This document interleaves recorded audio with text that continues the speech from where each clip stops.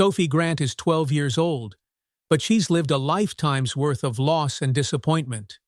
Shuffled from one foster home to another after her mother's death, she's learned the hard way that trust is fragile and hope is a luxury she can't afford.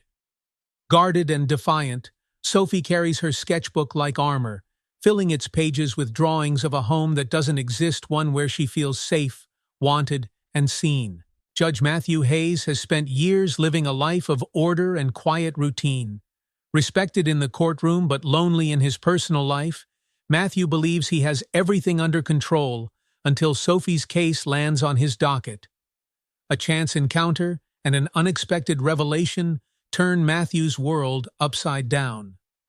Sophie is his daughter, a truth he never knew. Faced with the weight of the past and the uncertainty of the future, Matthew and Sophie are forced to navigate unfamiliar territory.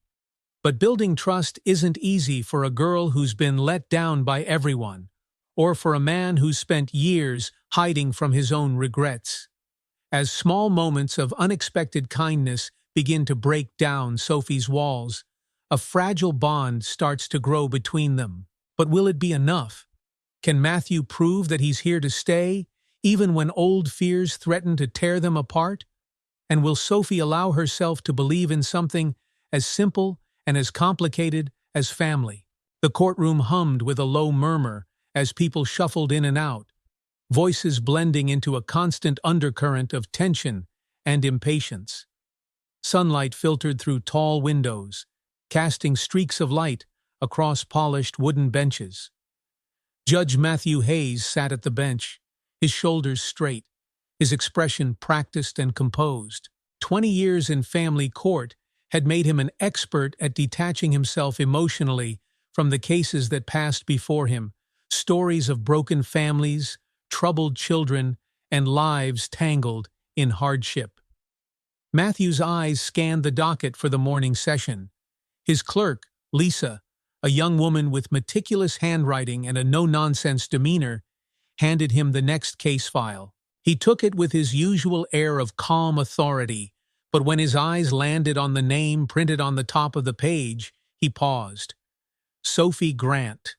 Something about it tugged at a corner of his mind, but he brushed the feeling aside. The case file summarized the facts. 12 years old, no permanent home since her mother's passing 3 years ago. She had been in and out of foster placements, most of them temporary. The most recent foster home had reported neglect, prompting the agency to remove her again. Matthew exhaled quietly, suppressing the discomfort building in his chest. Children like Sophie often fell through the cracks, and despite his best efforts to rule fairly, these cases always left him unsettled. The bailiff called the case, and Matthew sat taller as the courtroom doors opened. Sophie Grant entered with her social worker, a woman in her 50s with graying hair and kind eyes named Mrs. Carter. Sophie trailed a step behind, her frame small beneath the weight of an oversized gray sweater that looked like it belonged to someone twice her size. Her dark brown hair was pulled back tightly into a ponytail, and her sharp, observant eyes scanned the room with quiet suspicion. Matthew's gaze caught on her immediately. She looked young, fragile even, but there was a defiance in the way she walked, straight-backed and guarded, as though daring anyone to pity her. She sat at the table with her social worker, her arms folding tightly across her chest, as if shielding herself from the world. Matthew cleared his throat. "Good morning, Miss Grant." Sophie lifted her chin slightly, but did not respond. Mrs. Carter filled the silence. "Good morning, Your Honor. This case concerns Miss Grant's current foster placement. The agency removed her 2 weeks ago due to reported neglect. She is now in temporary care while we work to find a more stable placement." Matthew nodded, flipping through the file as he listened. His professional mask remained firmly in place, but he could feel Sophie watching him, studying him, in a way that made his throat tighten. He glanced up to find her staring directly at him, her brown eyes piercing and unnervingly familiar. "Miss Grant," he said calmly, "I understand you have been through a lot recently. Do you have anything you would like to say before we proceed?" Sophie hesitated, her fingers twitching against the hem of her sweater. For a moment, Matthew thought she might stay silent. Then she stood, her small frame rigid as she spoke. "I know what people think," she said, her voice steady but tinged with bitterness.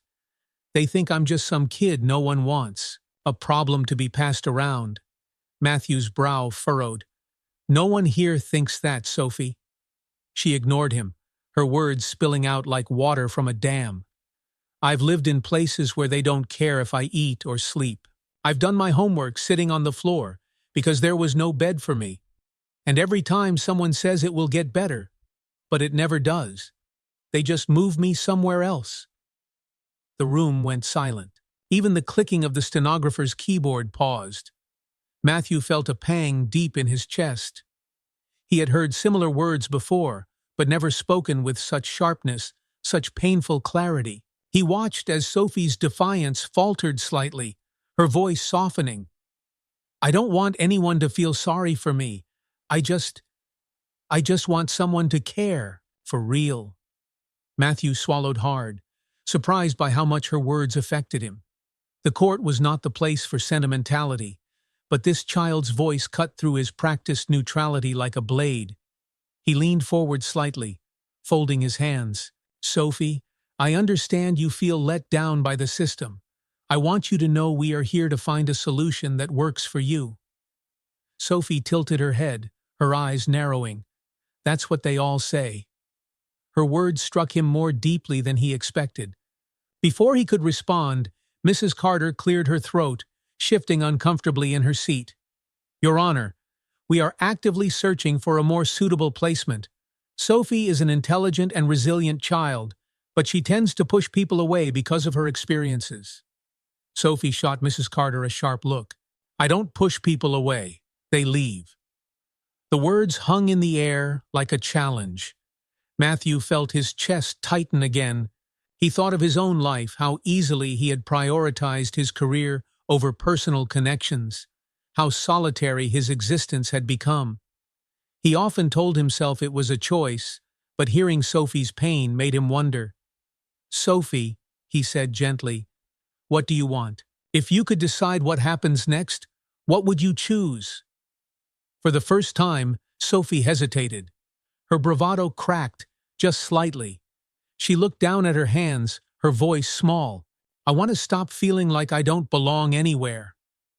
Matthew's jaw clenched. He could feel the weight of her words settling deep in his mind, as if she had unknowingly stirred something buried inside him. Suddenly, Sophie looked up, and for the second time that morning, her eyes locked onto his.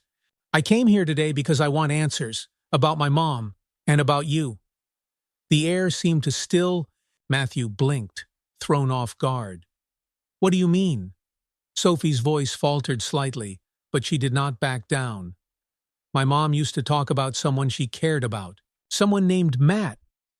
When I saw your name on the papers, I remembered." Matthew felt a chill move through him. A flicker of recognition flashed in her eyes, something that sent him back to memories of another time, another place. Before he could process what she had said, Mrs. Carter quickly interjected. "Your Honor, perhaps we should redirect the conversation to—" "No." Matthew held up a hand, silencing her. He kept his voice steady, though his mind raced. "Sophie, your mother, what was her name?" Sophie's expression softened, as though she could sense his surprise. "Angela," she said quietly. "Angela Grant." The name hit him like a punch to the chest. Angela. His mind raced, images of her flooding back. Her laughter, her warm smile, the way she could bring light into any room. They had been young then, and ambitious. But life had pulled them apart, and he had not thought of her in years. Suddenly, everything about Sophie made sense. The sharpness in her gaze, the defiance, the way her voice carried echoes of someone he once knew. Matthew's heart pounded in his chest, but he forced himself to stay composed. "Sophie, I need to look into this," he said gently.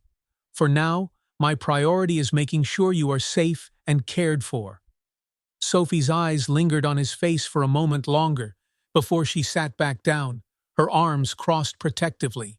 "Okay," she said softly, though her tone suggested she did not entirely trust him. Matthew turned to Mrs. Carter. "For the time being, I want updates on Sophie's placement search every few days. I will not let her slip through the cracks." Mrs. Carter nodded, her expression serious. "Of course, Your Honor." As the hearing ended and the courtroom began to empty, Matthew remained seated at the bench. He watched as Sophie left, her small figure disappearing through the heavy wooden doors. When the room was finally silent, Matthew sat back, exhaling deeply. He stared down at the file in front of him, his mind spinning with questions and memories he had buried long ago. Angela, could it really be possible? The calm, measured life Matthew had carefully constructed now felt as though it were teetering on the edge of something unknown. Sophie's words lingered in his mind.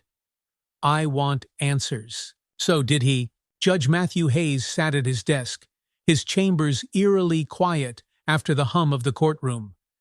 The file labeled Sophie Grant sat in front of him, but he couldn't bring himself to open it again. Instead, he stared at the closed folder, his mind pulling him back to a part of his life he had long avoided. Angela Grant. The name stirred something deep inside him, a mixture of warmth, regret, and lingering guilt. He closed his eyes and could almost see her face as it had been back then. Her auburn hair catching the sunlight, the playful tilt of her smile, and the way she looked at him with eyes full of promise. They had met when he was just starting his career fresh out of law school, determined and ambitious to a fault. Angela had been the kind of woman who could light up a room without trying, her laughter infectious and her presence grounding. She challenged him in ways no one else ever had. And then, just as quickly as she had entered his life, she was gone. Matthew had told himself at the time that it was for the best. He had his career to focus on. Angela wanted more than he thought he could give. She had deserved better than late nights and a distracted partner who lived in courtrooms and law books. But now, as he sat alone in the silent room, he wondered if walking away had been the worst mistake of his life.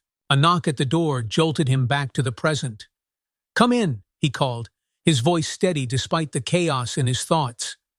The door opened, and Mrs. Carter stepped inside. She held a worn file folder under her arm and a kind but concerned expression on her face. "Your Honor, I hope I'm not interrupting." "Not at all." Matthew gestured for her to sit. "Please come in." She sat down across from him, smoothing her skirt before looking up. "I wanted to speak with you about Sophie. I thought you might want to hear more about her situation." Matthew nodded, grateful for the distraction from his own thoughts. "Go ahead." Mrs. Carter opened the file and handed him a photograph. It was a small, slightly faded picture of a younger Sophie standing with a woman he recognized immediately. Angela. In the photo, Angela's smile was as radiant as he remembered. She stood with her arm around Sophie, who must have been 8 or 9 at the time. Sophie's dark eyes and defiant expression were unmistakable, though she seemed lighter, happier in the picture before life had taken its toll on her. Matthew stared at the photo, a strange tightness in his chest. This was her mother? "Yes," Mrs. Carter said softly. "Angela Grant. She passed away about 3 years ago. Cancer. It was aggressive, and she didn't have much time after the diagnosis." Matthew looked up sharply. "She was sick, and no one knew?" Mrs. Carter sighed. "She didn't have close family. She worked 2 jobs just to keep a roof over their heads and food on the table. By the time she got sick, there wasn't much anyone could do. She fought hard for Sophie. But when she passed—" Mrs. Carter paused, her voice softening. "Well, everything fell apart for the girl. No one stepped forward to take her in, so she ended up in the system." Matthew looked back at the photograph, his hand tightening around its edges. He could picture it now, Angela fighting alone, determined not to let her daughter see how hard it was.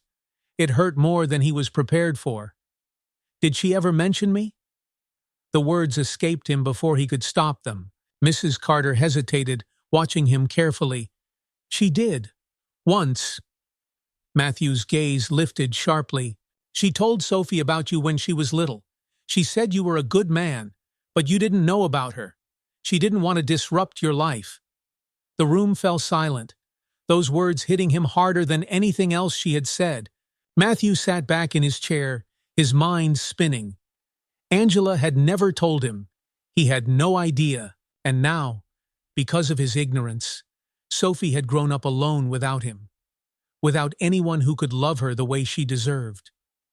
I want to help her, he said finally, his voice quiet but firm. If she really is my daughter, I need to know. Mrs. Carter nodded. A paternity test is the first step. If the results confirm it, the next step would be discussing fostering or permanent custody. It's not a simple process, Your Honor, especially given Sophie's history. She has been let down many times, and she's learned to expect disappointment. Matthew swallowed hard, her words hitting him squarely. I understand.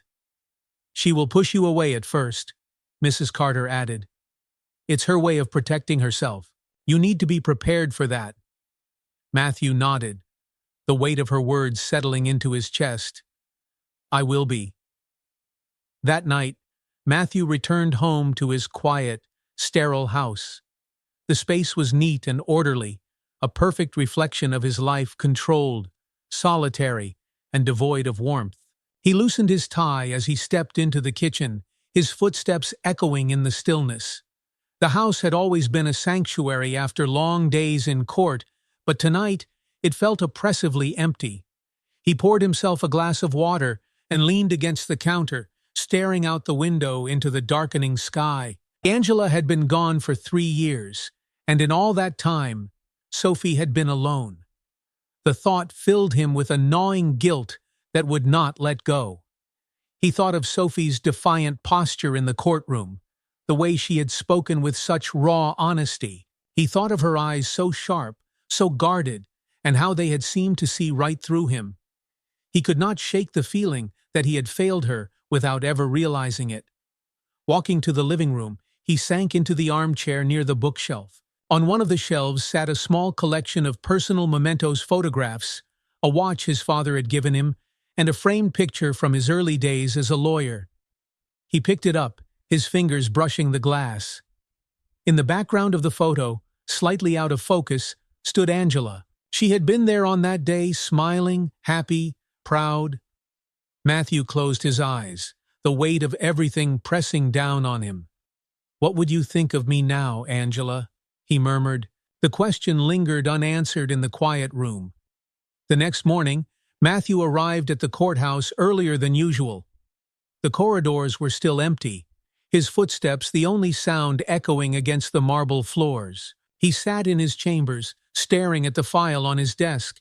He had ordered the paternity test. It would be days before the results came back, but he already knew what they would say. She was his daughter. Somehow, deep down, he felt it. There was no mistaking the way she carried herself, the spark of resilience in her eyes, the strength in her words. She reminded him of Angela in so many ways. But there was something else, too.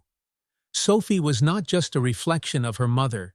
She was her own person, a child who had been forced to grow up too fast, who had been let down time and again. And Matthew knew he had to do better. Lisa knocked at the door and poked her head inside. Your Honor, Mrs. Carter called. She says Sophie will be in court again later this week for an update on her placement. She thought you should know. Matthew nodded. Thank you, Lisa. When she left, he stared out the window, his thoughts heavy. Sophie had said she wanted answers. He owed her that much. And more than answers, he owed her something he had failed to give before. A chance to feel wanted, a chance to belong. And for the first time in a long time, Matthew Hayes felt his life shifting in a way he could not predict. The days that followed blurred together for Judge Matthew Hayes. In the courtroom, he presided over case after case, his focus steady, but beneath the surface, his thoughts kept drifting back to Sophie Grant. He replayed their interaction, her voice, her defiant stance, the way she had looked at him with those sharp brown eyes that seemed to pierce through his carefully constructed walls. Late one evening, he sat at his kitchen table, staring at the paternity test paperwork he had signed earlier that week. It was a simple process, a cheek swab to confirm what he already suspected. Sophie was his daughter. The thought was both terrifying and undeniable. His house was silent, as always, the sound of the clock ticking his only companion. He glanced around the space. Everything was clean, orderly, untouched. The rooms felt empty in a way they never had before, as if they were waiting for something or someone to bring them to life. His phone buzzed on the table, pulling him from his thoughts. It was Mrs. Carter. Judge Hayes? Her voice was professional but kind as always. Mrs. Carter, Matthew said, straightening instinctively. Any updates? Yes. Sophie's been informed about the paternity test, Mrs. Carter said carefully. She's agreed to come to the courthouse for the sample collection tomorrow. Matthew exhaled, though it did little to ease the tightness in his chest. How did she take the news? She was skeptical, Mrs. Carter admitted. That's her way of protecting herself. She told me she doesn't expect much to come from it, but… She paused, choosing her words carefully. I think there's a part of her that wants to believe someone out there cares. Matthew ran a hand through his hair. I'll be there. Good. Just remember, Judge Hayes, Mrs. Carter said softly. Sophie's seen a lot of adults come and go. If you're serious about being in her life, you'll have to prove it with more than words. I understand, Matthew replied, the weight of her words settling over him. The next day, Matthew arrived at the courthouse early. He sat at his desk, mentally preparing himself for the meeting with Sophie. He had faced hardened attorneys, complex cases, and endless hours of legal arguments in his career, but the idea of seeing her again unsettled him in a way he couldn't explain. When Mrs. Carter arrived with Sophie, Matthew rose to greet them. Sophie entered the room with her arms crossed tightly over her chest, her dark eyes sharp and wary. She wore a worn-out hoodie and scuffed sneakers, her small frame tense, as though bracing for disappointment. Good morning, Sophie, Matthew said gently. Morning, she replied, though her voice held none of the usual warmth the word implied. She glanced around the office, a space filled with law books, certificates, and a mahogany desk, and her lips pressed into a thin line. You really are a judge, she muttered. I am, Matthew said, a faint smile tugging at his lips. Have a seat. This won't take long. Sophie sat across from him, her posture stiff and guarded. Mrs. Carter took a chair nearby, her presence a silent reassurance. The technician entered a moment later, a neutral-faced man in scrubs, carrying a small kit. All I need is a quick cheek swab, the technician explained, his tone polite but businesslike. Should only take a minute. Sophie eyed him warily but nodded. She sat perfectly still as the technician gently swiped the inside of her cheek with a cotton-tipped stick. When he finished, she turned to Matthew. Is that it? She asked, her voice flat. That's it, Matthew confirmed. It will take a few days for the results to come back. Sophie shrugged as if she did not care, though her eyes flickered with something unreadable. She stood abruptly, shoving her hands into the pocket of her hoodie. Okay, can I go now? Matthew's heart ached at how quick she was to dismiss him. He nodded, though he hated how final her words felt. Of course. Mrs. Carter stood as well, placing a hand on Sophie's shoulder. Come on, let's grab a bite to eat before we head back. Sophie didn't respond, her expression unreadable as she walked toward the door. Before she left, she turned back to glance at Matthew. You don't have to act nice, she said suddenly, her voice quiet but sharp. It's not like this matters anyway. The words hit him harder than they should have. Matthew opened his mouth to respond, but Sophie was already gone, the door clicking softly behind her. That night, Matthew sat in his living room with a glass of water, his thoughts a tangle of frustration and helplessness. Sophie's words echoed in his mind. It's not like this matters anyway. It hurt him to see how little faith she had in others, and worse, how little she expected from him, but he understood why. She had been let down so many times before that hope had become a burden she refused to carry. Matthew picked up the photograph Mrs. Carter had shown him earlier, the one of Angela and Sophie. Angela's face radiated love and joy, her arm wrapped protectively around her daughter. He stared at it for a long time, his thumb brushing over the edges of the picture. "I'm sorry, Angela," he murmured, his voice barely audible in the quiet house. "I should have been there. For you. For her." Days later, when the results arrived, Matthew found himself staring at the envelope for what felt like hours before he finally opened it. The words on the paper confirmed what he already knew. Sophie Grant was his daughter. Matthew set the paper down on his desk, his hands steady despite the storm of emotions inside him. Relief, guilt, and a fierce sense of determination swirled together. Sophie was his daughter. The truth was undeniable. He picked up the phone and dialed Mrs. Carter. She answered after a few rings. "Judge Hayes?" "The results are back," Matthew said, his voice steady. "She is my daughter." There was a pause on the other end of the line before Mrs. Carter replied, her voice soft. "I see." "What happens now?" Mrs. Carter sighed. "That's up to you, Judge Hayes. Sophie needs stability, and she needs someone who won't give up on her, even when she pushes back. You'll need to decide if you're ready to step into that role." Matthew's jaw tightened with resolve. "I'm ready." The next time Matthew saw Sophie was in the small, sterile meeting room at the courthouse. She sat across the table, her arms crossed, her expression wary as always. Matthew slid the test results across the table to her. "What's this?" she asked, not touching the paper. "Read it," he said gently. Sophie picked up the document, her dark eyes scanning the page. When she reached the bottom, she froze. For a moment, she said nothing. Then, quietly, she asked, "So, it's true?" "It's true," Matthew replied softly. Sophie set the paper down carefully, her fingers lingering on its edges. "What does that mean?" "It means I'm your father," Matthew said, his voice steady but full of emotion. "And it means I want to be here for you. I know I can't change the past, but I want to try to make things better from now on."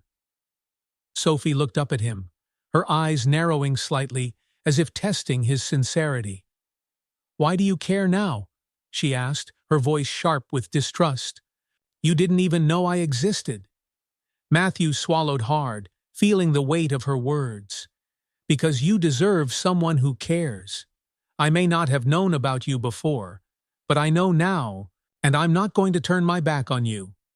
Sophie studied him for a long moment, her expression unreadable.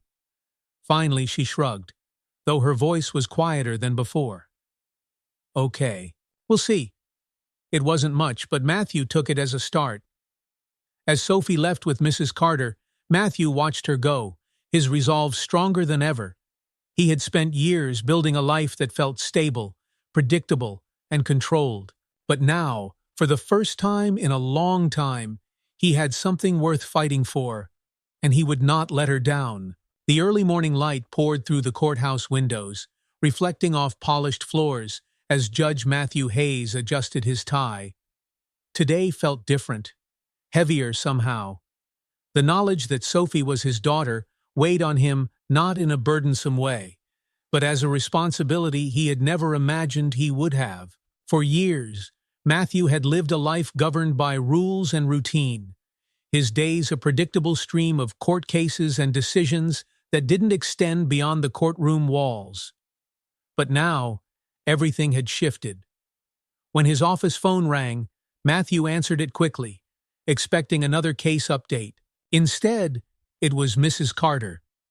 "Judge Hayes," she began, her tone calm but direct. "I wanted to let you know that Sophie's temporary placement hasn't been going well. She's frustrated, and it's beginning to show." Matthew frowned. How so? There have been arguments. Sophie feels unwelcome, and truthfully, this family was never equipped to handle her, Mrs. Carter admitted. She has been moved so many times, Judge Hayes. She is losing faith that anywhere will feel like home. Matthew sighed, the frustration clawing at him. What are her options now? I'm running out of them, Mrs. Carter said softly. There's a waiting list for most families who are properly vetted, and temporary shelters are out of the question for someone her age.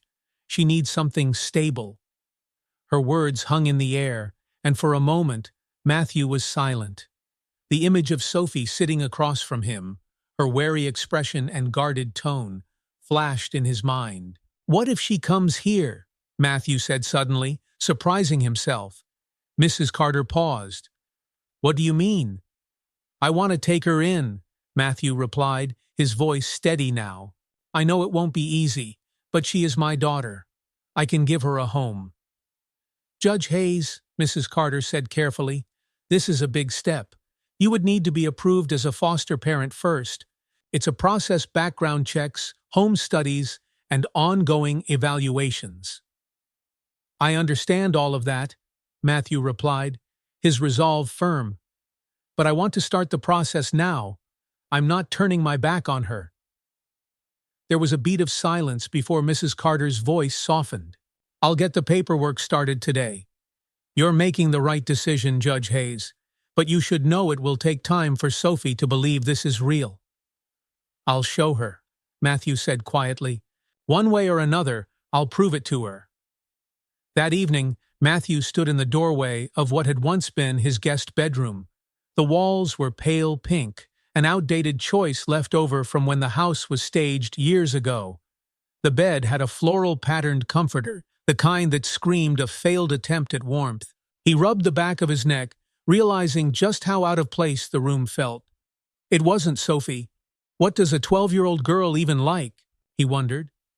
He spent the next few hours rearranging furniture, cleaning, and removing anything that seemed too frilly or impersonal. When he finished, the room still felt incomplete, but it was a start, a blank canvas. He'd let Sophie make it hers. 2 days later, Matthew sat at his desk when Lisa, his clerk, peeked into his chambers. Your Honor, Mrs. Carter and Sophie Grant are here. Matthew's chest tightened slightly. Send them in. The door opened, and Mrs. Carter entered first, followed by Sophie. She wore the same hoodie, her hands shoved deep into the pockets as if holding herself together. Her expression was unreadable as she glanced around the room, but Matthew didn't miss the faint shadow of curiosity in her eyes. Hi, Sophie, Matthew said, keeping his voice calm and even. She gave a small nod in response. Hey. Mrs. Carter stepped forward. Judge Hayes Matthew has something he wants to discuss with you, Sophie. Sophie's gaze snapped toward him, suspicion flickering in her expression. What now? Matthew cleared his throat. I wanted to talk to you about your living situation. I know things haven't been easy for you, and I don't want you to keep bouncing around from place to place. Sophie shifted uncomfortably, her eyes narrowing. What are you saying? I'm saying that I want you to come live with me, Matthew said simply, forcing himself to hold her gaze. At least for now, until we figure things out. You'd have your own room, your own space. It wouldn't be temporary. It would be your home. For a moment, Sophie said nothing. Her expression was carefully blank, but her eyes betrayed her surprise. Why? She asked finally, her voice quiet but sharp. Why do you care all of a sudden? Matthew leaned forward slightly, his tone sincere. Because you're my daughter, Sophie. And I know I wasn't there before, but I want to be here now. I want to give you a place where you can feel safe, where you can just be yourself. Sophie stared at him for a long moment, her jaw set as if bracing for disappointment. And what happens when you change your mind? Everyone always does. I won't, Matthew replied firmly. This isn't a promise I'm making lightly, Sophie. I don't expect you to trust me right away, and I don't expect this to be easy. but I'm not going anywhere." Sophie looked away, her hands tightening in her pockets. "I don't need anyone to take care of me," she muttered, though the words rang hollow. Mrs. Carter placed a gentle hand on her shoulder. "Sophie, this is your decision, but I think you owe it to yourself to at least try." Sophie shot her a look, but then her gaze drifted back to Matthew. "You're really a judge, right? You have a big, fancy house and all that?" Matthew smiled faintly. "The house isn't that fancy, but yes, I'm a judge." She stared at him, weighing his words carefully. "Fine," she said at last. "I'll try it, but don't think I'm going to be all grateful or anything." Matthew's chest ached at how fiercely she guarded herself, but he nodded, keeping his tone light. "Fair enough." That evening, Mrs. Carter brought Sophie to Matthew's house. Sophie stood on the threshold, a duffel bag slung over her shoulder, as she looked around the foyer. Her eyes flickered over the neutral tones of the walls, the gleaming floors, the orderly furniture. "It's clean," she said, her voice carrying a note of skepticism. Matthew smiled faintly. "I might have overdone it." Sophie stepped inside cautiously, as if waiting for someone to tell her she didn't belong. She followed Matthew upstairs to the bedroom he had prepared. She stopped in the doorway, staring at the pale pink walls and floral bedspread. Sophie's brow furrowed. "It's pink." Matthew winced. "I can change it," he said quickly. "You can pick any color you want. This room is yours now, Sophie. You can make it however you like." Sophie turned to look at him, her expression unreadable.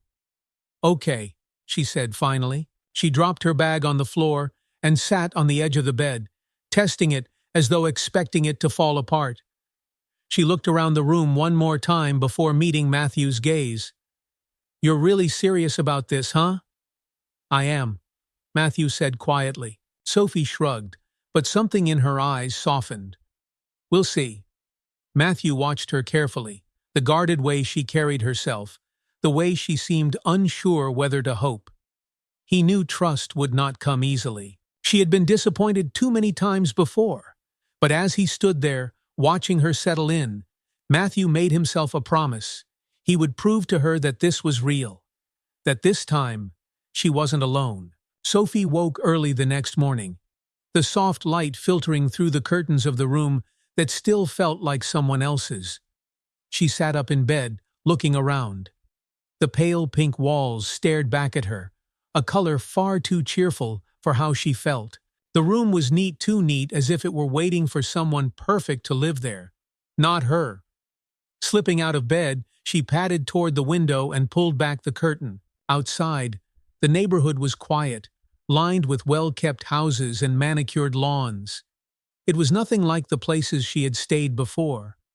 Sophie's foster homes had always been in cramped neighborhoods or run-down apartments, where doors creaked and windows rattled when the wind blew. She sighed and sat back on the bed, clutching her knees to her chest. Being here didn't feel real yet. Judge Hayes Matthew, she reminded herself, had said all the right things, but Sophie had learned the hard way that words didn't mean much. People made promises they couldn't keep. Adults were no different. Her door creaked open slightly, pulling her from her thoughts. Matthew stood there, holding a tray awkwardly in his hands. "Good morning," he said. "I made breakfast." Sophie blinked at him, unsure what to make of the scene. The tray held a plate of scrambled eggs, toast that was slightly burned around the edges, and a glass of orange juice. It was not perfect, but it was better than a stale granola bar, which she'd gotten used to calling breakfast. "You made that?" she asked, suspicious. Matthew cleared his throat and smiled faintly. "I did. It's a work in progress. I'm not exactly a chef, but I'm learning." Sophie stared at him for a moment before shrugging. "I guess it's edible." Matthew set the tray down on her desk. "I'll take that as a compliment." She picked at the eggs with her fork as Matthew stood there, looking unsure of what to do next. Finally, he motioned toward the door. "I'll be downstairs if you need anything." As soon as he was gone, Sophie shook her head. Weird. She had never lived with anyone who brought her breakfast, especially not someone like him. Later that morning, Sophie made her way downstairs, finding Matthew in the kitchen. He was on the phone, talking in a low, focused tone that sounded very much like a lawyer at work. Sophie slouched into a chair at the table and picked at a bowl of fruit he had left out. Matthew ended his call and turned to her. "How'd you sleep?" Sophie shrugged. "Fine." He pulled out a chair across from her, sitting down. "I have an idea. I thought maybe we could get some things for your room today. A new color for the walls, maybe? You can pick it?" Sophie narrowed her eyes slightly, unsure how to respond. "Why?" Matthew blinked. "Why what?" "Why do you care about what I want?" Sophie asked, crossing her arms. "It's just a room." "It's your room," Matthew said, his tone gentle. "And I want it to feel like home for you. I figured picking out the things you want might help." Sophie stared at him for a moment, searching his face as if trying to uncover a hidden motive. She was used to adults doing things for her out of obligation, like ticking off boxes on a checklist. This felt different. "Whatever," she said at last, though she didn't meet his eyes. "I guess gray is better than pink." Matthew smiled, though he seemed to understand her hesitation. "Gray it is, then." At the hardware store, Sophie wandered the aisles half-heartedly, dragging her sneakers across the polished floors. Matthew followed a few steps behind, letting her take the lead. Every so often, he would ask a question or point something out, a poster, a lamp, a small desk, but Sophie gave short, non-committal answers. Finally, she stopped at the paint section and pointed at a swatch labeled slate gray. "That one?" Matthew picked up the swatch and nodded. "Good choice. It's modern. Clean." Sophie raised an eyebrow. "It's just paint." He smiled faintly. "True, but it's your paint." As they walked to the counter to check out, Sophie noticed something small, an older woman struggling to lift a heavy bucket of paint into her cart. Without thinking, Sophie stepped over and picked it up, setting it down carefully for her. The woman looked startled, then smiled warmly. "Why, thank you, dear. That was so kind of you." Sophie shrugged, stuffing her hands in her hoodie pocket. "No big deal." "Kindness matters more than you think," the woman said softly. "Not everyone would stop to help." Sophie froze, not sure how to respond. She muttered something about it being nothing and hurried back to Matthew, who had been watching quietly from a distance. "Nice of you to help," he said, as they walked to the car. Sophie rolled her eyes. "It wasn't a big deal." "Maybe not to you," Matthew said, his tone thoughtful, "but it was to her." Back at the house, Matthew spread a tarp across the floor, while Sophie watched from the doorway, her arms crossed. "You don't have to do this, you know," she said suddenly. Matthew looked up, a streak of gray paint on his hand. "Do what?" "All of this," Sophie said, gesturing vaguely at the room. "It's not going to make a difference." Matthew set the paintbrush down and looked at her, his expression calm. "Why do you think that?" "Because nothing ever changes," Sophie muttered. "People say they care, but it's just words." Matthew took a slow breath, choosing his response carefully. "I can't change what other people have done, Sophie, but I can show you that I mean what I say. It might take time, but I'm not going anywhere." Sophie looked away, biting her lip as though holding back a response. After a long pause, she grabbed a paintbrush from the tray and dipped it into the gray paint. "You're doing it wrong," she said, kneeling beside him. "You're supposed to go up and down, not side to side." Matthew chuckled softly, surprised by the shift in her demeanor. "So I'm learning." They worked in silence for a while, Sophie's brushstrokes steady and deliberate as she covered the walls.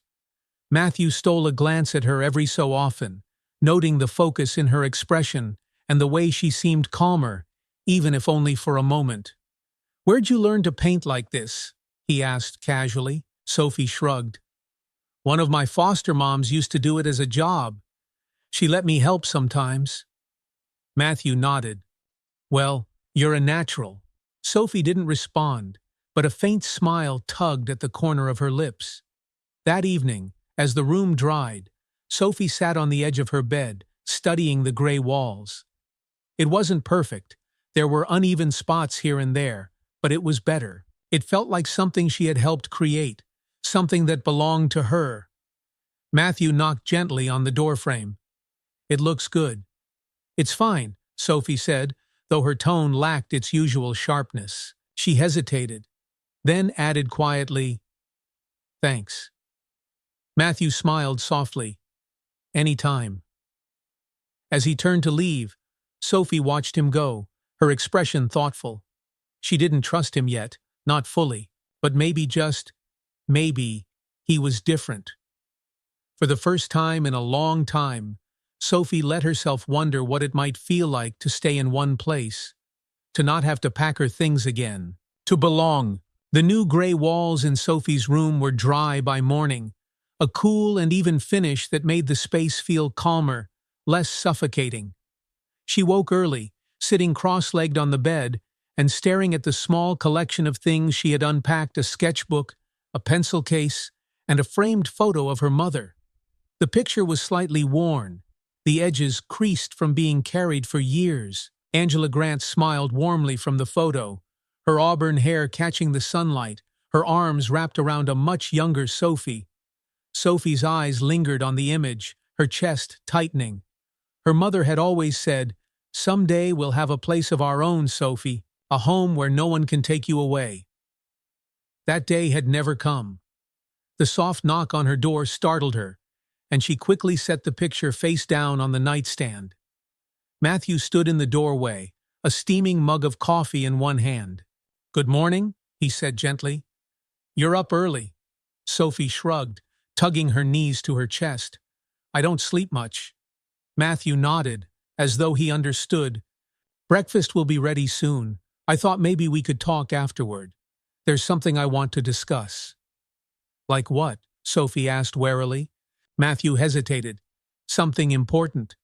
She narrowed her eyes at him, suspicious. "Fine." Half an hour later, they sat across from each other at the kitchen table. Matthew had made scrambled eggs and toast again, less burned this time. Sophie poked at her plate, giving him an occasional glance, as if waiting for him to get to the point. "I want to talk to you about your mom," Matthew said at last, keeping his voice steady. Sophie froze mid-bite. Her fork clattered against the plate as she set it down. "Why?" she muttered, her voice low. "Because I think it's time we face this together," Matthew replied. "You mentioned before that you have questions about her. I do too." Sophie's jaw tightened, and she looked away, her arms crossing defensively. "I don't want to talk about her with you."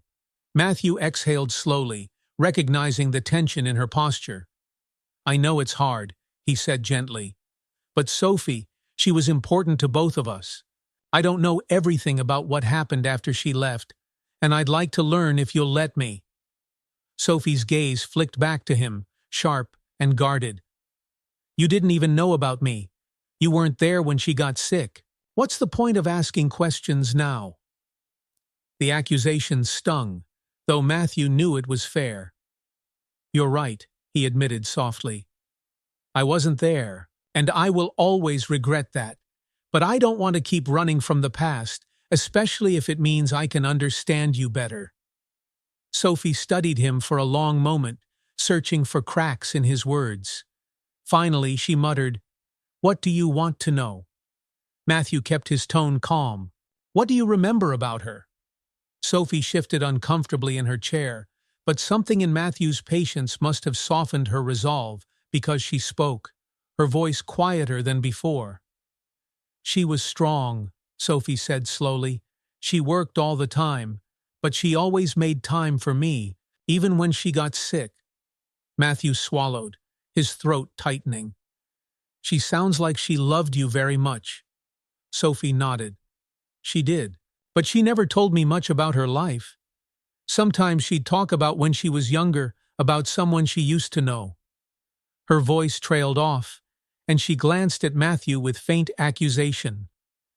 "She used to say he was kind, but he didn't stick around." Matthew leaned forward slightly, his heart aching. "I didn't know, Sophie. If I had, Yeah, well, you didn't, Sophie cut in sharply. So what difference does it make now? Matthew hesitated, his voice gentle. It makes a difference to me. I want to know her through you, and I want you to know that you don't have to carry this alone. Sophie looked away, her fingers tightening on the edge of the table. I'm not carrying anything, she muttered. Matthew didn't press her. He knew better than to push too hard when the walls were this thick. Okay, he said softly. When you're ready, I'm here. She didn't respond, but for the first time, she didn't immediately leave the room. Instead, she picked up her fork and resumed eating in silence. Later that day, Matthew suggested a drive. The air outside was crisp, carrying the faint scent of fall leaves, and he thought getting out of the house might help. Sophie slouched in the passenger seat of his car, her headphones hanging loosely around her neck as she stared out the window. Where are we going? She asked eventually. There's a park I used to visit when I needed to think, Matthew replied. It's quiet. I thought you might like it. Sophie didn't say anything, but she didn't argue either. When they arrived, the park was nearly empty. Tall trees with golden leaves stretched overhead, their branches swaying gently in the wind. Sophie shoved her hands into her hoodie pocket as they walked along a narrow path, her steps slow and deliberate. Matthew glanced at her. You like being outside? Sophie shrugged. Sometimes. It's better than being stuck inside all day. They walked in silence for a while, the only sound the crunch of leaves beneath their shoes. Then, unexpectedly, Sophie stopped at a small bench overlooking a pond. My mom used to take me places like this, she said softly, staring at the water. She said it was good to be somewhere quiet. Matthew watched her, his chest tightening. It's peaceful here. Sophie nodded but didn't turn to face him.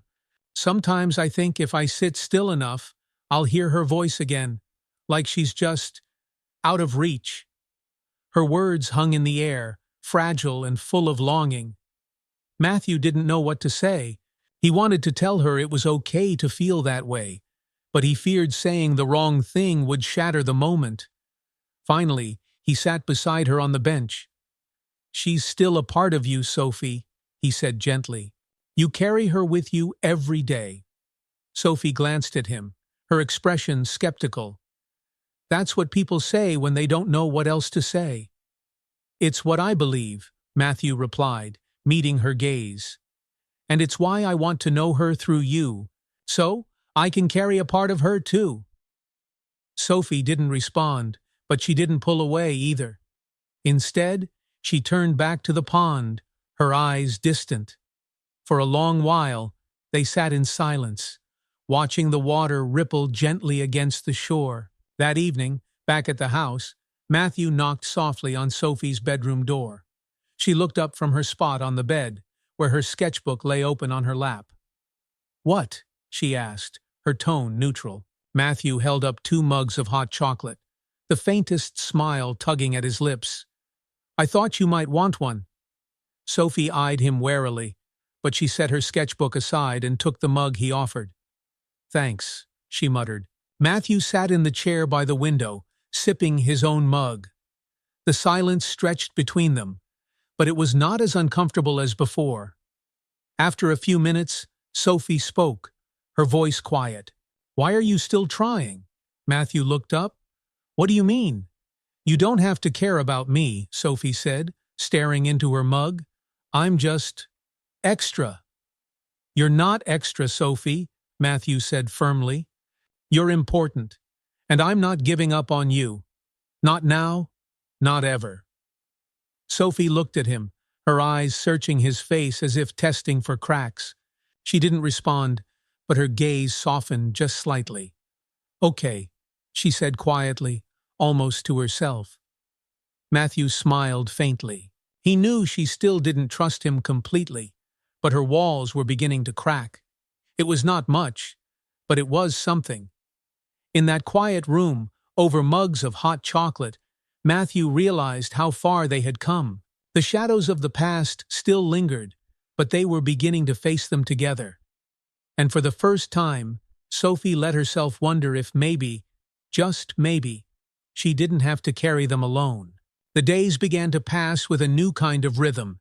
It wasn't perfect, and it wasn't always smooth, but Sophie and Matthew slowly began to settle into something that resembled a routine. She still kept her guard up, her words often sharp and quick, but there were moments small and fleeting when Matthew saw glimpses of the girl hiding behind the walls she had so carefully built. One morning, as Sophie sat at the kitchen table eating cereal, Matthew grabbed his briefcase and reached for his keys. "I'll be back around 5 today," he said, glancing at her as she focused on her bowl. "I asked Mrs. Carter to pick you up after school and drop you off at the community center. There's a study program there, it's quiet, and you can work on homework." Sophie looked up sharply, her spoon frozen mid-air. "The community center?" Matthew nodded. "I thought you might like a change of scenery, and they have an art corner, if you're interested." Sophie narrowed her eyes at him, suspicion clouding her face. "Why do you care what I do after school?" Matthew exhaled, adjusting his tie. "Because I care about you, Sophie. I don't want you sitting at home alone all afternoon, and I thought you might enjoy being around other kids your age." She snorted, pushing her bowl away. "Other kids don't like me." Matthew hesitated, hearing the bitterness in her voice. "You might be surprised," he said softly. "Sometimes you just need to give people a chance." Sophie shrugged, clearly unimpressed with his optimism. "Whatever." That afternoon, Sophie climbed out of Mrs. Carter's car and stared at the building in front of her. The community center was an older structure with faded brick walls and a set of worn double doors. Kids streamed in and out, their laughter carrying across the parking lot. Sophie adjusted the straps of her backpack, her fingers tightening around the fabric as she watched them. "Here we are," Mrs. Carter said with her usual upbeat tone. "I checked with the staff. They're expecting you. There's a quiet room where you can work on homework, and there's an art program in the back. No pressure, just see how you feel." Sophie frowned. "Why does everyone keep trying to get me to like stuff?" Mrs. Carter smiled gently. "Because you deserve to have things you enjoy, Sophie. You'll see." Sophie didn't respond. She muttered a quiet, "Thanks," before slipping through the doors of the community center, her shoulders hunched beneath the weight of her backpack. Inside, the building was bustling. Kids played basketball in the gym, others sat at tables working on group projects or playing board games. Sophie kept her head down as she followed the signs toward the quiet room, ignoring the noise and chatter around her. She didn't belong here. She never did anywhere. When she finally reached the quiet room, she stepped inside and froze. The space was small, but cozy bookshelves lined the walls, and a few kids sat at tables, their heads bent over textbooks and notebooks. It wasn't chaotic like she expected.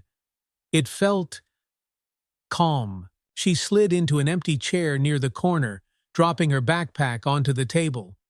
Pulling out her math textbook, she flipped to the page she was supposed to be working on, though the numbers swam in front of her. Math had never been her strong suit. It was one of the few things she couldn't figure out on her own. After a few minutes, Sophie noticed someone standing beside her. She looked up to find a girl about her age, with curly blonde hair and a nervous smile. "Hey," the girl said quietly. "Can I sit here?" Sophie shrugged. "It's not my table."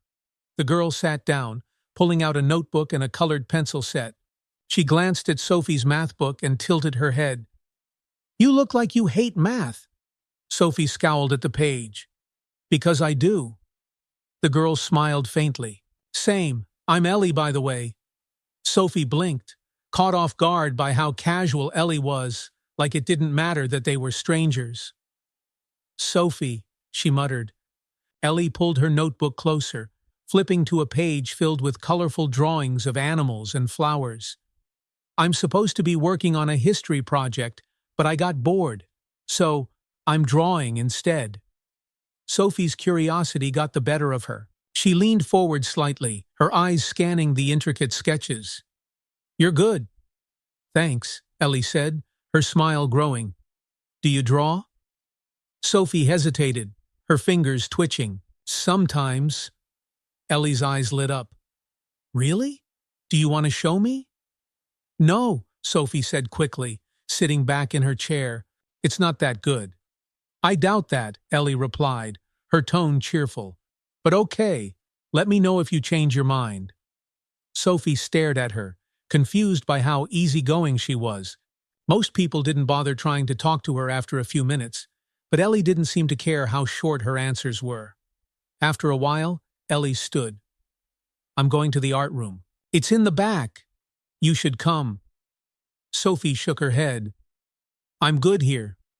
Ellie shrugged, slinging her backpack over her shoulder. Okay, maybe next time. When Ellie left, the room felt quieter, too quiet. Sophie glanced at the math book in front of her, frustration bubbling up again. She hated math. She hated this place. But most of all, she hated the tiny voice in her head that whispered, maybe you could try. That evening, when Matthew picked Sophie up, she climbed into the passenger seat, dropping her bag at her feet. How did it go? He asked, glancing at her. It was fine, she muttered, staring out the window. Did you meet anyone? Sophie hesitated before shrugging. There was this girl, Ellie. She's weird. Matthew smiled faintly. Weird can be good sometimes. Sophie didn't respond, her gaze fixed on the passing streetlights. After a few moments, she said quietly, she asked me if I draw. Matthew glanced at her again. What did you say? I told her no, Sophie admitted, shifting uncomfortably. I don't know why. Maybe you're not ready to share that part of yourself yet, Matthew said gently. And that's okay. Sophie didn't respond, but her shoulders relaxed slightly. Over the next week, Sophie found herself back at the community center every afternoon. At first, she avoided Ellie, sticking to the quiet room where no one asked questions. But Ellie always managed to find her popping into the room with a bright smile or waving from across the hall. On Friday, Sophie finally gave in. She followed Ellie to the art room, her backpack slung low on her shoulders. The room smelled of paint and pencil shavings, and several kids sat at long tables, hunched over canvases and sketchbooks. Here, Ellie said, handing Sophie a blank sheet of paper and a pencil. No pressure, just try it. Sophie stared at the paper for a moment, her fingers itching to move. Finally, she picked up the pencil and began to sketch a rough outline of a building she had seen once in a magazine. Her lines were quick and confident, her focus narrowing as the shape took form. When she finished, Ellie leaned over and whistled softly. That's amazing. It's not done, Sophie muttered, ducking her head. Doesn't matter, Ellie said. You're really good. You should do this more. Sophie didn't know how to respond. Compliments felt strange, like she didn't quite know what to do with them. But for the first time in a long while, she felt something unfamiliar pride. That night, as Sophie sat in the living room with Matthew, she surprised herself by speaking. Ellie said I'm good at drawing. Matthew looked up from his paperwork, his brow lifting. That's because you are. Sophie hesitated before adding softly, maybe I'll show you sometime. Matthew's smile was warm. I'd like that. Sophie didn't say anything else, but deep down, she felt it, that small, unexpected crack in her walls. Maybe Matthew was right. Maybe sometimes you just had to give people a chance. The first real cold snap of the season settled over the city, and gray clouds hung low in the sky. Sophie zipped up her jacket as she trudged through the community center doors after school, her backpack heavier than usual. Inside, the familiar hum of activity surrounded her, basketball bouncing in the gym, laughter spilling from a side room, but Sophie kept her head down.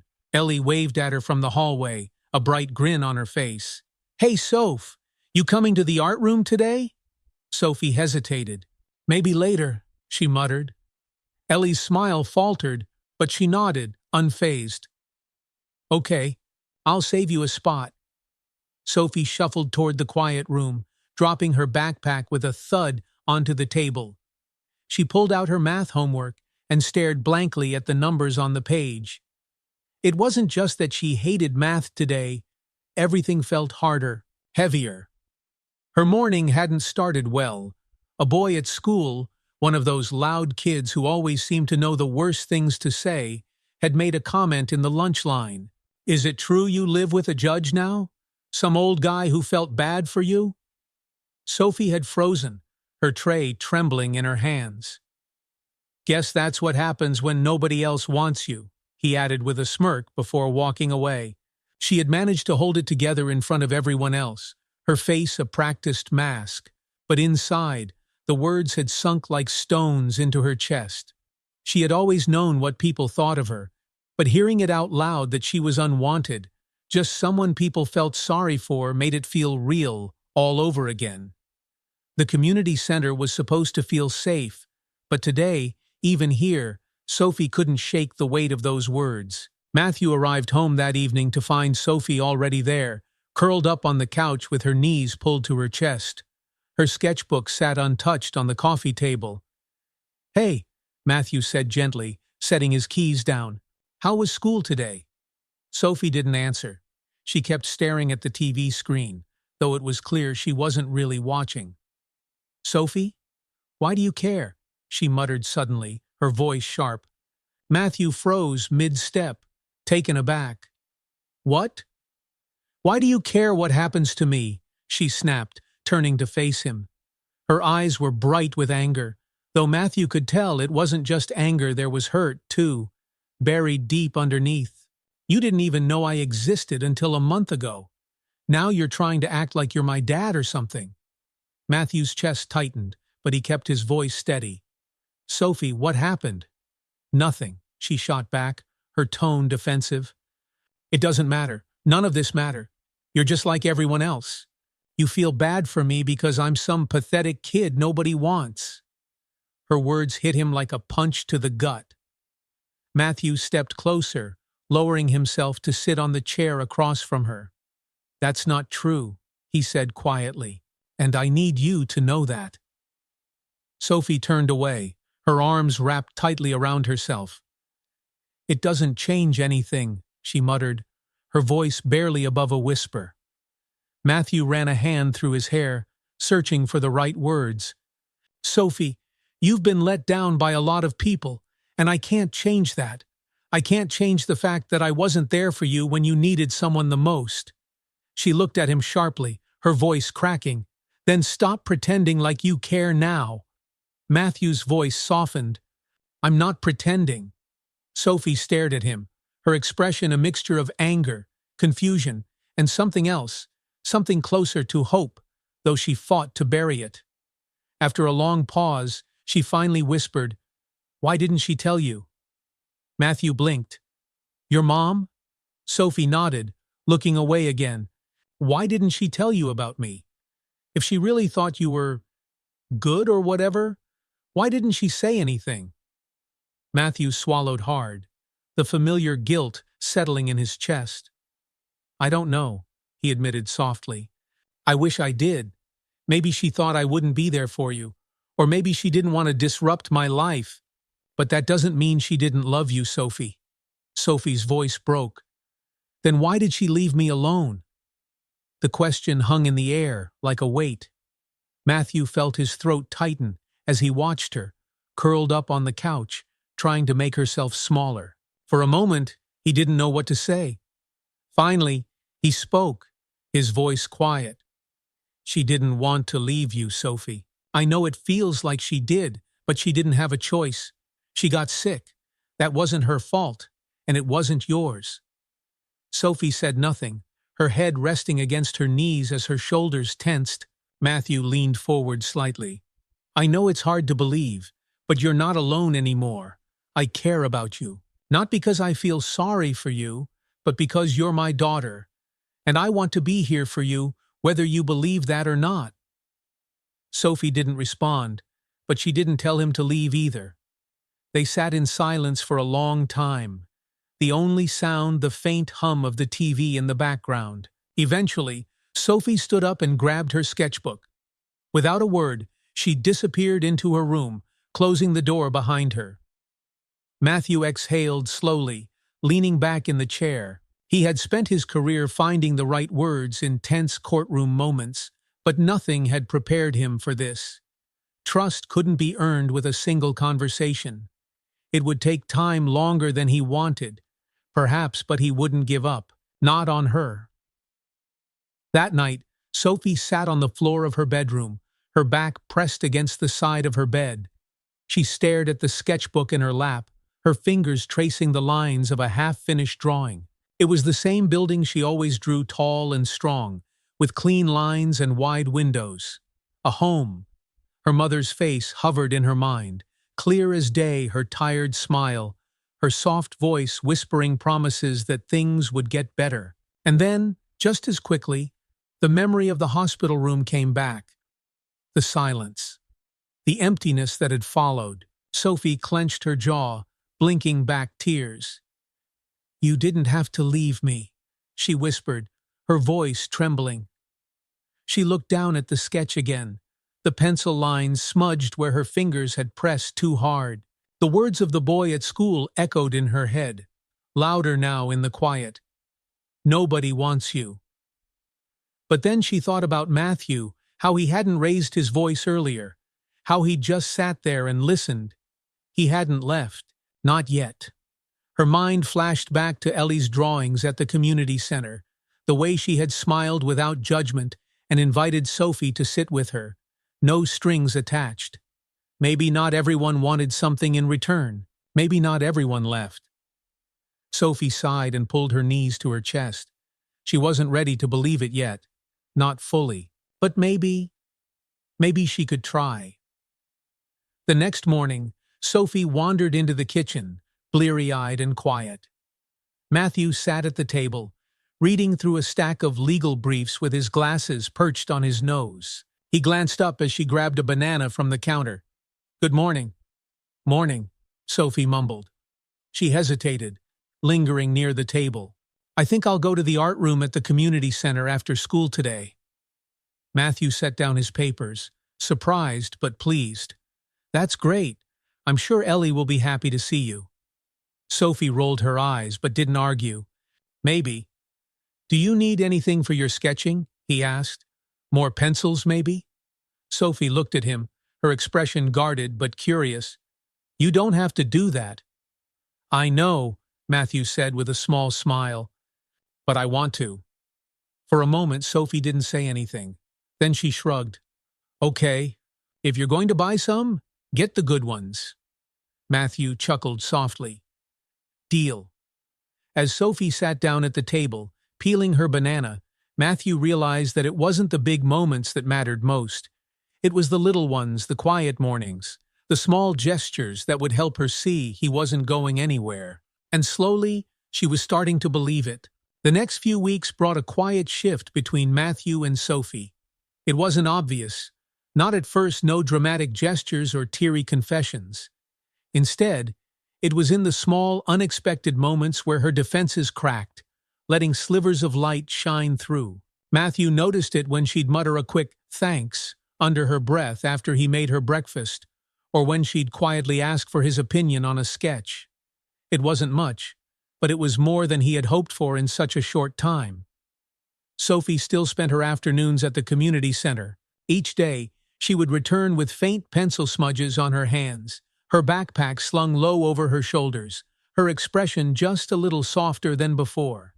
She never shared much about what happened there, but Matthew didn't press. He knew better than to push too hard. Trust, he'd come to learn, was like a fragile thread pulled too tight, and it might snap. It was a cold Friday evening when everything changed.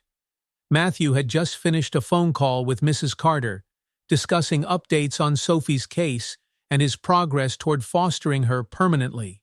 The home studies were nearly complete, and though the process wasn't without scrutiny, Matthew had made it clear to everyone involved that he wasn't giving up. The sound of the front door creaking open caught his attention. "Sophie," he called, setting his papers aside. When she didn't answer, he stood and made his way to the entryway. Sophie stood there, her head down, and her backpack hanging limply from her hand. Her shoulders were slumped, and her cheeks were red, though whether from the cold or something else, Matthew couldn't tell. "Sophie," Matthew's voice softened as he stepped closer. "What's wrong?" She didn't look up. "Nothing." "You don't look like nothing's wrong," he said gently. "Talk to me." Sophie's jaw clenched, and she looked away, her voice tight. "I don't want to talk about it." Matthew hesitated, watching her carefully. "Did something happen at the community center?" At that, Sophie's fingers tightened around the strap of her backpack. "I said I don't want to talk about it," she snapped, her voice sharp and shaking. Matthew paused, choosing his words carefully.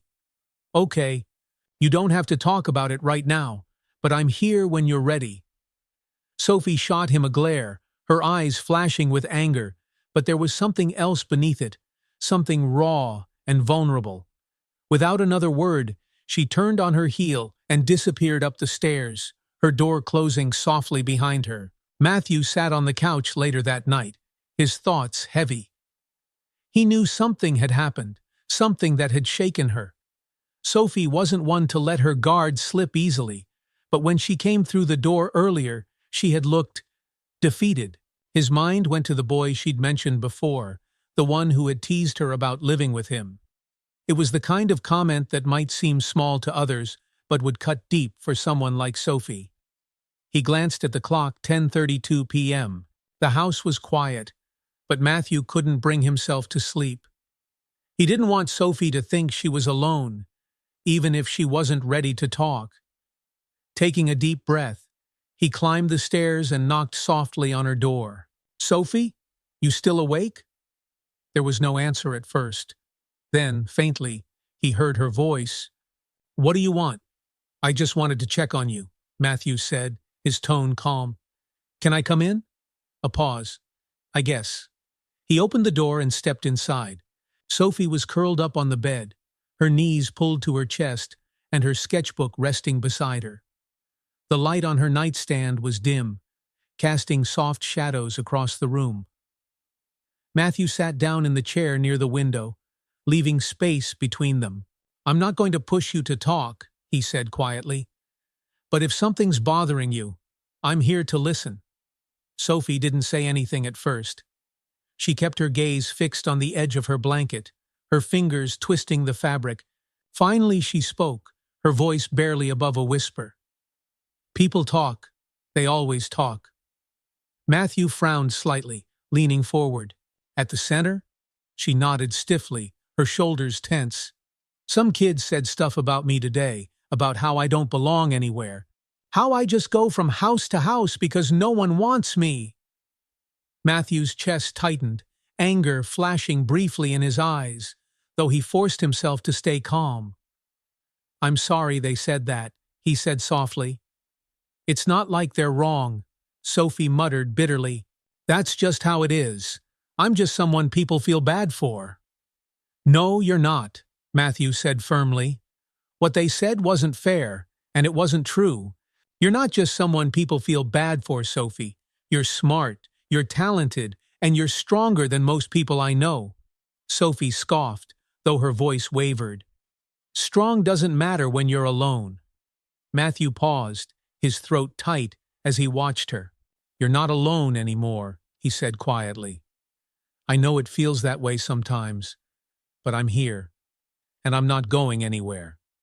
Sophie looked up at him finally, her eyes glassy with unshed tears. "Why, though? Why do you even care?" "Because you're my daughter," Matthew said softly, the words carrying a weight he hadn't fully realized until that moment. "And I want you to know that you matter. Your life matters. Even when it feels like no one sees you, I see you." Sophie stared at him, her expression wavering between defiance and something closer to hope. "What if you change your mind?" she whispered. Matthew shook his head. "I won't. I can't promise I'll get everything right, but I promise you this: I'm not giving up on you, ever." For a long moment, neither of them spoke. Then, slowly, Sophie wiped at her eyes with the sleeve of her hoodie, and looked away. "You sound like my mom." Matthew's heart squeezed at her words. "Your mom loved you more than anything," he said softly. "I think she'd be proud of you." Sophie didn't answer, but she picked up her sketchbook, flipping it open to a page she had been working on. She hesitated, then turned the book toward him. Matthew leaned forward, his eyes widening as he took in the drawing. It was a house simple but beautiful. The lines were clean and precise, and the front porch had flowers sketched carefully along its edges. "It's a home," Sophie said quietly. "Not a big one, just somewhere safe." Matthew looked up at her, his voice thick with emotion. "It's beautiful, Sophie." She shrugged, trying to play it off, but the faintest smile tugged at the corner of her lips. "It's not done yet." "That's okay," Matthew said gently. "You can take as much time as you need." Sophie didn't respond, but she closed the sketchbook carefully, as though holding something precious. For the first time since she had walked through the door earlier, she looked lighter, as if a small weight had been lifted. "Good night," she muttered, lying back against her pillow. "Good night, Sophie," Matthew replied, standing to leave. As he closed the door softly behind him, Matthew felt something shift inside him. The progress they were making was slow and fragile, but it was real. Sophie was letting him in, little by little, and he knew he couldn't take that for granted. Walking back to his room, Matthew thought about the house Sophie had drawn a safe place, a home. It was what she had been searching for all along, and no matter what it took, Matthew would make sure she found it. The days after Sophie showed Matthew her sketchbook were quieter, softer. It wasn't that everything had magically fixed itself. Sophie still had moments where she withdrew, where the weight of her past tried to pull her back. But something had shifted. It was as though letting Matthew see her drawing had cracked open a door she had kept tightly shut. That following Saturday morning, the house smelled faintly of coffee and pancakes as Matthew worked in the kitchen.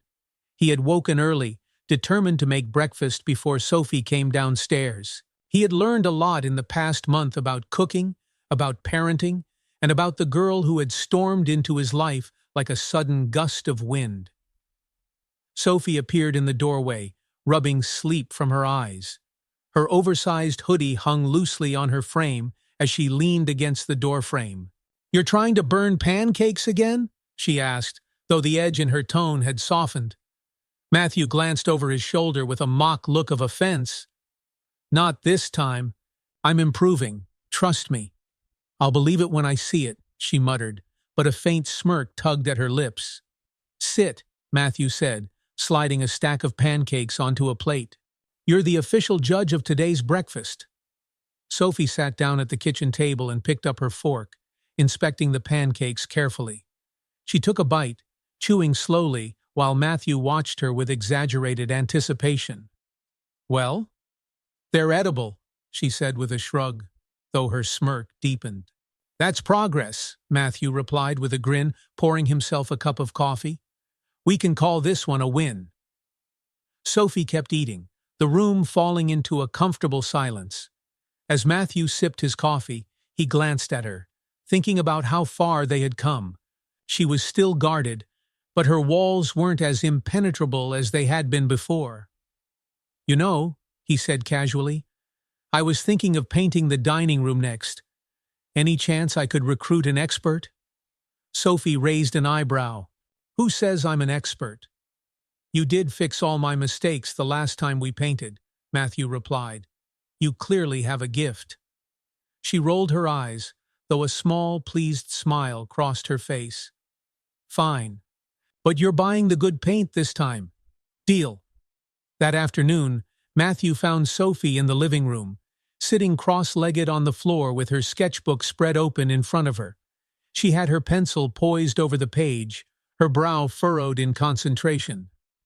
"What are you working on?" Matthew asked, leaning against the doorway. Sophie glanced up, hesitating for a moment before flipping the sketchbook around to show him. "It's the house again," she said quietly. Matthew stepped closer, his gaze falling on the page. It was the same house she had drawn before, a small, warm-looking home with clean lines and details that made it feel real. But this time, she had added something new. A light shone from one of the windows, a soft glow that made the house seem alive. "It's beautiful," Matthew said, his voice filled with quiet admiration. Sophie shrugged, looking away. "It's not done yet." Matthew hesitated, choosing his next words carefully. "You know, Sophie, I think about that house you draw sometimes. It's not just a place, is it?" Sophie stilled, her fingers curling slightly around her pencil. "What do you mean?" "I think you're drawing more than just walls and windows," Matthew said gently. "You're drawing the feeling of home, of somewhere safe, somewhere you belong." Sophie didn't respond, her gaze fixed on the sketchbook. After a moment, she said softly, "I don't know if I'll ever have that." "You will," Matthew replied. "It doesn't have to look like a perfect house with a light in the window.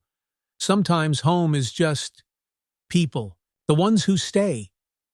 Sophie looked up at him then, her expression guarded but searching. "People leave," she said simply, as though it were a fact carved in stone. "Not all of them," Matthew said quietly. "Not me." The words hung between them for a moment. Then Sophie glanced back at her drawing, her voice barely above a whisper. "We'll see." Matthew didn't press her. He knew trust wasn't built overnight.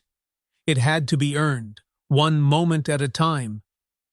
The following week, Mrs. Carter arrived for one of her regular visits. Sophie had been out with Ellie at the community center, so Matthew sat with Mrs. Carter at the kitchen table, the paperwork for his foster approval spread out in front of them. "You're doing well, Matthew," Mrs. Carter said, glancing over the forms.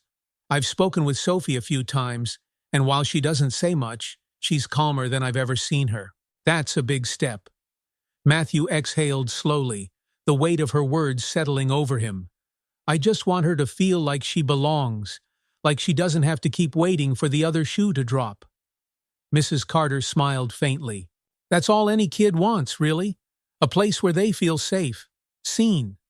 She tapped the paperwork lightly. "You're on track to being that for her." Matthew nodded, though the responsibility still felt enormous. "I'm not perfect at this," he admitted. "I'm still figuring it out." "That's what parenting is," Mrs. Carter said with a chuckle. "Figuring it out as you go. You're doing better than you think." That evening, as the sun dipped low in the sky, Sophie returned home with a sketchpad tucked under her arm. She kicked off her shoes by the door and wandered into the kitchen, where Matthew was finishing up dinner. "Ellie says I'm good at drawing houses," Sophie said suddenly, sitting at the table. Matthew turned, surprised by how casual her tone was. "Ellie's right. You are." Sophie looked down at her hands, twisting her fingers together. "She said maybe I could design real houses one day, like an architect or something." Matthew smiled softly. "You can. If that's what you want, I'll help you get there." Sophie hesitated, then looked up at him. "You'd really help me?" "Of course," Matthew said without missing a beat. "No matter what you want to do, I'll be there." Sophie didn't say anything at first, but Matthew could see the small shift in her expression, the faintest softening in her eyes, as though part of her wanted to believe him. "I don't want to be a disappointment," she said quietly. "You could never disappoint me, Sophie," Matthew said gently. "You're stronger than you realize, and I'm proud of you." Sophie stared at him for a long moment, her expression conflicted. Then, so quietly he almost missed it, she said, "Thanks." It wasn't much, but Matthew felt it, a bridge slowly being built between them. That night, Sophie lay in bed, staring at the ceiling. For the first time in years, she let herself imagine the house she always drew, only this time, it wasn't just a drawing. She imagined it was real. She could hear laughter inside. She could smell pancakes cooking, even if they were a little burned. She could see someone waiting for her to come home, someone who stayed. She reached for the picture of her mother on the nightstand, and traced the edges with her fingertips. "I think you'd like him," she whispered into the quiet room. The walls around her didn't feel as heavy as they used to. And for the first time in a long time, Sophie felt like maybe, just maybe, she wasn't so alone after all. In the weeks that followed, the house began to feel warmer. It wasn't perfect. There were still arguments, still quiet days where Sophie kept to herself, but it was real. Matthew was learning, and so was Sophie. One afternoon, Matthew walked into the living room to find Sophie hanging up a new sketch on the fridge. It was the house she had drawn before, but this time there were two figures standing on the porch, a tall man and a girl, side by side. Matthew stopped, his heart catching in his chest. "You finished it," he said softly. Sophie turned to him, her voice hesitant but clear. "Yeah, it's done." Matthew smiled, his voice steady. "It's perfect." Sophie shrugged, but her expression was lighter than he had ever seen. "It's not perfect," she said quietly, "but it's enough." And in that moment, Matthew knew they had both found what they were looking for, a place to belong. Together, months passed, and what once felt unfamiliar slowly became routine. Sophie's sketches filled the refrigerator, a quiet testament to the life they were building together. Matthew's house, once cold and orderly, now carried the warmth of Sophie's presence, her backpack always near the door, pencil shavings on the table, and the faint hum of her favorite music drifting from her room. The walls she had spent years building around herself weren't completely gone, but they were no longer unbreakable. Matthew stayed true to his word, patient and steady. He didn't push her, didn't expect perfection. Instead, he showed her that trust could be earned, not demanded. One evening, as they sat at the table after dinner, Sophie flipped open her sketchbook, showing Matthew her latest design, a community center she had drawn from scratch. It had large windows and welcoming spaces, a place where people could come together. "I want to build things that matter," she said quietly. Matthew smiled, pride swelling in his chest. "You will, Sophie, and I'll be there every step of the way." Sophie looked up at him, her expression soft. "Thanks," she said. The word was small, but Matthew knew how much weight it carried. For the first time in a long time, Sophie believed in the possibility of home. If this story touched your heart, don't forget to like, comment, and subscribe to our channel for more stories of hope, resilience, and connection. Share this story with someone who might need a reminder that kindness and trust can change lives. Thank you for being part of our community. We'll see you in the next story. Subscribe and turn on notifications so you don't miss what's next.